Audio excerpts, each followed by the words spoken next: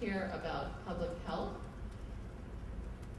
having clear rules of the road around how cause marketing is deployed on different, organizations should be tuned into this. And so I think that there's got to be a way to call these kind of practices out that doesn't pit people in a very small community that actually care about people apart. And so I don't want to pick on Feeding America here, but cause marketing is something that's being done on a very wide scale. I'm just like being taken aback at the moment by how many little tags are on all these boxes about how you can get money for your school by buying these products, and companies will actually exploit school relationships to get parents to buy things to benefit their school, and they compete against each other.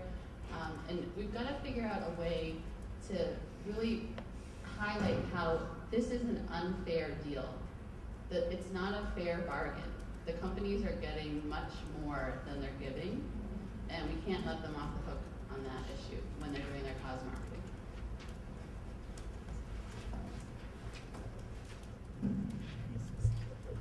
Okay, so I'm going to focus on the federal level, and I'm going to talk about a technique. But specifically, we're talking about the Children's Online Privacy Protection Act. And you might say, well, what does privacy have to do with marketing? And that's a very good question. But in fact, since I was one of the people involved in getting the law in the first place, we were very concerned at the time about websites being used to market to children, also to collect information from children that could then be used for more personalized marketing to children. Of course, at that time, there's also a lot of concern about safety and pedophiles and that sort of thing. So I think this sort of two forces came together, and we were actually able to get a law passed in about record time in 1998. But this actually was, when people go back and look at the legislative history, you'll see that this concern about marketing for kids was one of the driving factors. It's just that it's called privacy. Excuse me.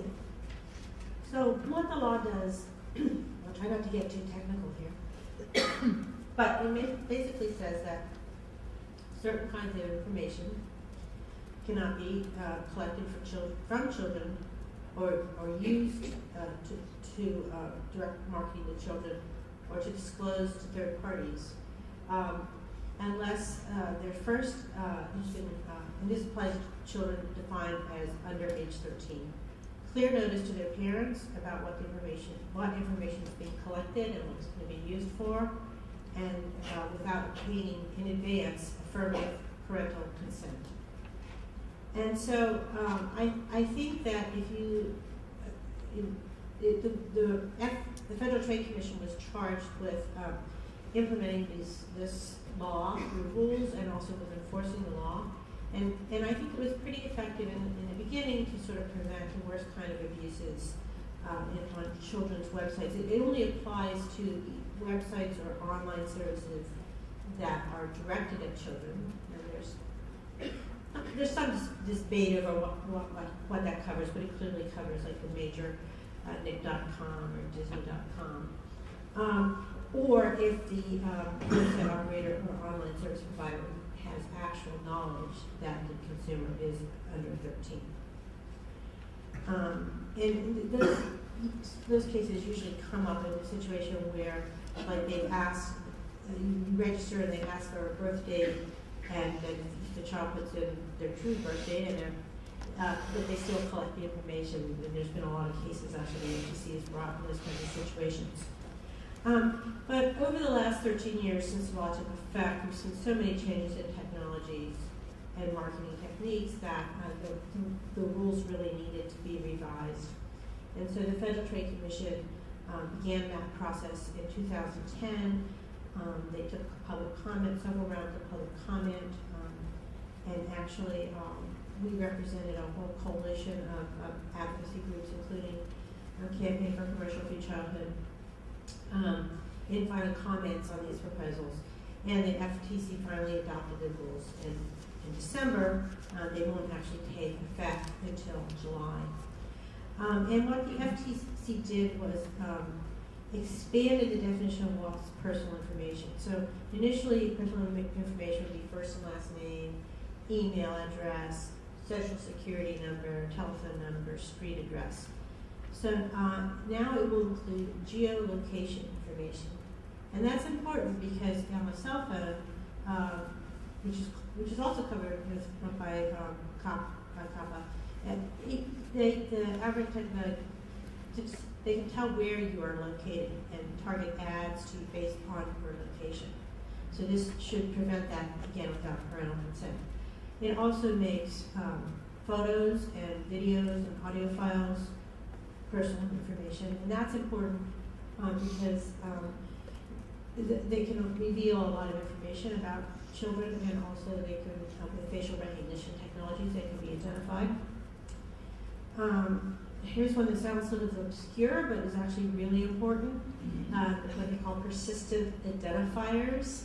And these are numbers that are associated with particular computers or devices, or can be placed on your on websites, on your browser, in these little files that you can't see unless you have special software that are called cookies. And what these are used to do is to track, to track people as they move from website to website, to see what they're looking at, or in the case of a mobile phone, where they are.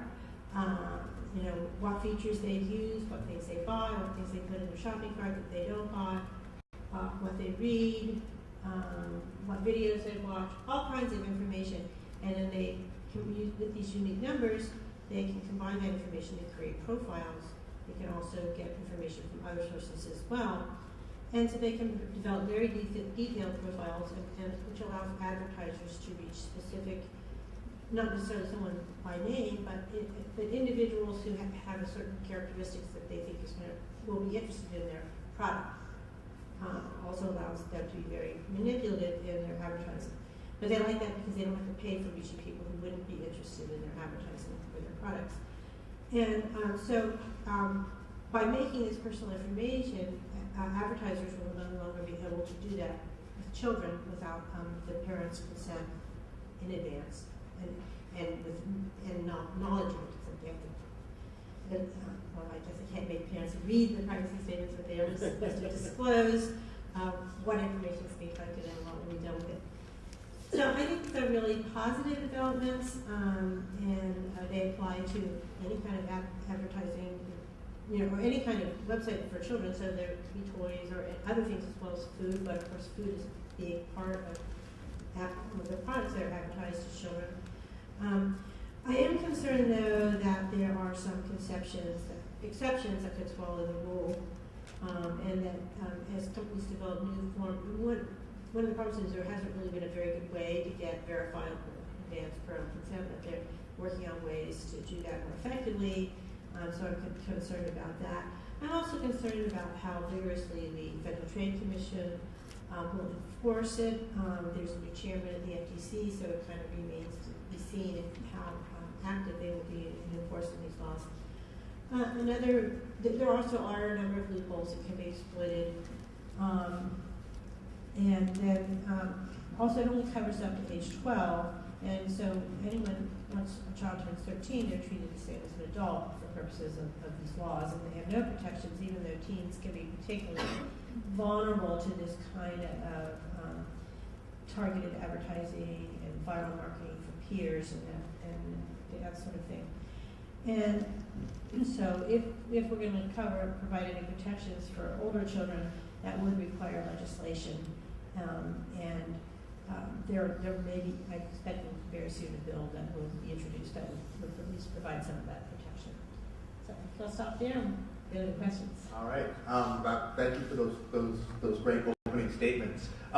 So I guess my first question is, for activists who are not lawyers, when we hear the word policy, sometimes we tend to think of legislation. And I'm curious, what are other ways that activists can use the law in order to protect children from harmful marketing? Going down the road. Well, as you might have noticed, our sort of legislative system is a bit broken. I do want to can I take a minute to explain the IWG thing? Because I meant to do that and forgot. And I think it's important just to set some context to show you how broken things are in Congress if you didn't already know that. But so I mentioned the self-regulation charade because our federal government has been unwilling to actually regulate. Instead, they went down this path 2-3 years ago now of trying to get industry to improve. This is in the food realm, to improve its own self-regulatory guidelines. So this is the Children's Food and Beverage Advertising Initiative, CFPAI, if you want to look it up. Children's Food and Beverage Advertising Initiative. This is the latest sort of incarnation of industry charade around self-regulation in the food realm. It used to all be under Children's Advertising Review Unit, which I believe still does exist for marketing to children in general for under age 12. So the CFPAI thing is a mess because the companies have different guidelines and it's not working. So the Federal Trade Commission, which oversees all advertising, teamed up with 3 other government agencies, USDA, FDA, and CDC. Like these 4 agencies came together to create something they called the Interagency Working Group. Well, it sounds very fancy. You know, they did, to their credit, put their best minds to work on coming up with nutrition guidelines and other kinds of advertising guidelines to improve industry's own self-regulatory system, okay? I mean, as broken as it is, this was the idea, was to at least give them better guidelines. The important thing to understand here, this whole process, or what was to come out of it, was only meant to be voluntary, right? And so, and yet, industry went nuts over it. I'm gonna go into more detail about the ins and outs tomorrow, a little plug for my workshop tomorrow with Sarah Dion tomorrow morning, but just to know that this effort by these 4 agencies went on for a good 2 years. They came out with an initial set of voluntary regulations, not regulations, what were they, guidelines. And industry didn't like those, and then, then they were discussing what age should it be, should it go up to, they actually put out on the table the idea of the age going up to age 17. Because, teens are obviously targeted with junk food messaging as well. And that, my God, that set industry just into the tailspin. So all of this culminated in a lot of nothing, where there was so much, backlash, and industry went so far as to put out reports saying, the economic sky was going to fall. I mean, it was just unbelievable the pushback on this. So the upshot being nothing, of course, has happened. The FTC has just dropped it. So that's kind of where things stand in terms of the federal approach to fixing this unbelievable problem. Carol just giving you a few of the worst examples that we still haven't fixed. Okay, so that's the bad news. What can we do instead? So I want to talk about litigation as a tool for a minute. It's interesting that you dissed this idea of going after these adult-oriented claims, because I actually work with a law firm that's going after the same type of claims, and I think it's a good thing. I mean, I totally get what you're saying, that regulators are going after these products which are making health claims aimed at adults and saying, oh, look, we're doing something about marketing to children, and I'm totally with you. When it comes to litigation, though, we're very challenged in trying to bring a lawsuit that would say what I said earlier, which is there is no First Amendment right to market to children, and this needs to stop, and a judgment to say so. One of the main reasons we're challenged in doing that in the private court system is because of this legal concept called standing. So you have to, the traditional way to bring a consumer deception claim is, the mother bought the box of Rice Krispies thinking it was going to, prevent her child from getting the flu because of the immunity claim, and so that mother would then sue Kellogg, whoever it was, for that, making that false claim, okay, because she has standing as a consumer who purchased the product, as opposed to the child, who we know is being deceived, with the bombardment of advertising. So an attempt